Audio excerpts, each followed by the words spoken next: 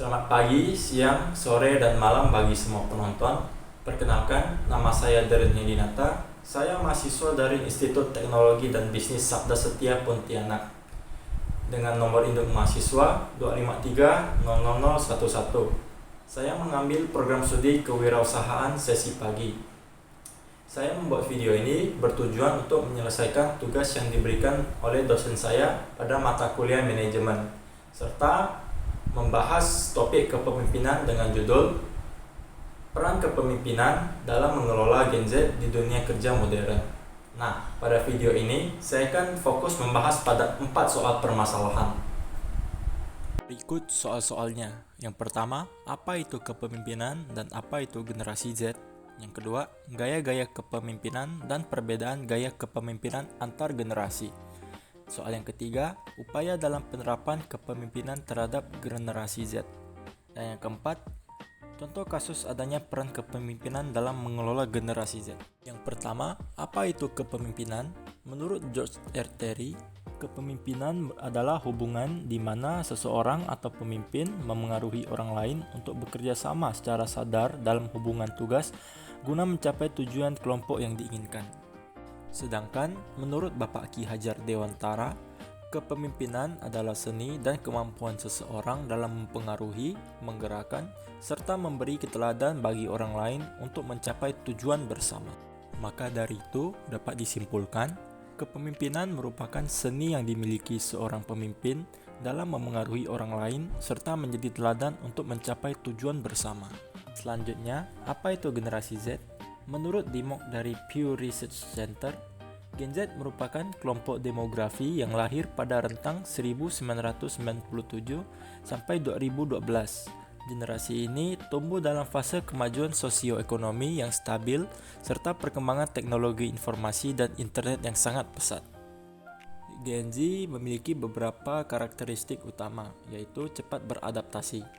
Gen Z relatif mudah menyesuaikan diri dengan perubahan teknologi, lingkungan kerja, maupun perkembangan zaman. Yang kedua yaitu menghargai work-life balance. Gen Z tidak hanya berorientasi pada gaji, tetapi juga memperhatikan kesehatan mental, waktu bersama keluarga, dan pengembangan diri. Yang ketiga yaitu kreatif dan inovatif.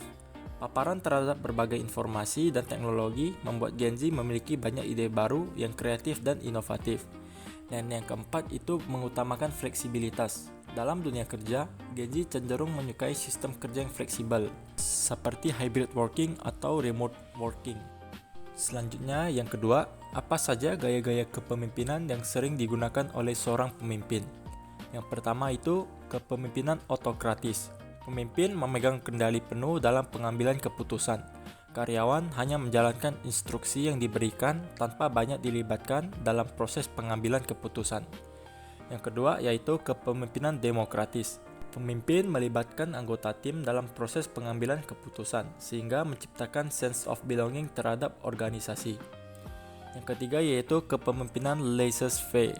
Pemimpin memberikan kebebasan yang luas kepada bawahan dalam menyelesaikan pekerjaan dengan sedikit intervensi.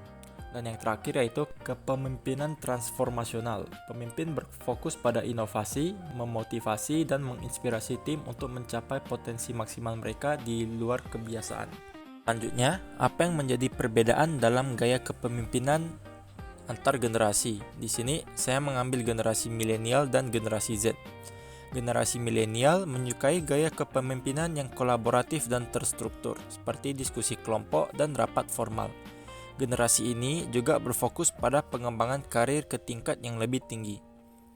Sedangkan generasi Z menyukai gaya kepemimpinan yang langsung dan personal, sehingga generasi ini lebih menekankan respons cepat dari atasan. Gen Z juga mengutamakan keamanan finansial dan kesejahteraan mental daripada jenjang karirnya. Namun, terdapat beberapa tantangan dalam mengelola Gen Z di dunia kerja modern. Yang pertama yaitu perbedaan gaya komunikasi antar generasi. Gen Z terbiasa berkomunikasi secara cepat melalui media digital seperti aplikasi online. Sebaliknya, sebagian pemimpin dari generasi sebelumnya lebih terbiasa dengan komunikasi formal dan tatap muka. Yang kedua yaitu tingkat turnover yang relatif tinggi.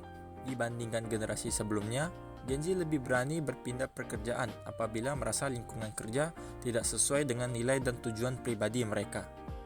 Sebagai upaya dalam menangani tantangan tersebut, seorang pemimpin dapat menerapkan beberapa upaya dalam mengelola generasi Z ini.